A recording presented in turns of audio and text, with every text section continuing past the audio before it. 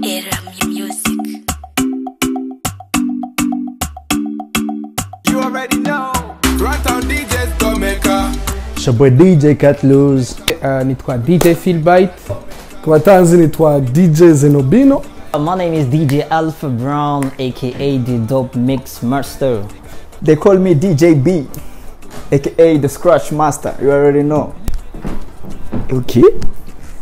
Hey, nkaba nitwa DJ Patman, all the way from Runtown DJs, you already know. Umukobwa mwiza kwanza uramubona. Uramuraba ukavuga ati n'umukobwa mwiza. Kuko arenganya abantu bose baca bahindukira kumuraba. Ico ni kimwe. Umukobwa aba mwiza indani, aba mwiza hanze. Hanze ni bon ubwiza burakonta ariko indani kwanza. Indani ari mwiza, ameze bien, umutima uri ni fresh. Cyambere cyo nuko aba ari umukobwa w'imico myiza. Mico y'ikirundi.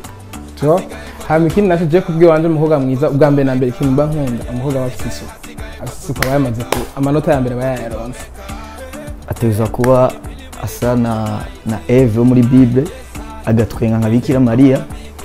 Umukobwa nyuwa anahura uwo ari umukobwa mwiza. Kuri jewe umukobwa mwiza tegezwa kuba ameze nka Ozi. Tameze nka Ozi. C'est pas mon genre. Tegerezwa gusa kwanza n'umugore wanje. Umugore wanje nabizi no bien vrai. Abafise nyene taille ya bien. Yeah. Abafise ngidi nkuko Advin Smith akunda kwivuga. Yeah. Kuri je bategezwa kuba afise ibintu nyene biremereye ukuntu di genre. Nagataye nyene kari sio tuva na bouteille ya Coca-Cola. Ni fresh kwa.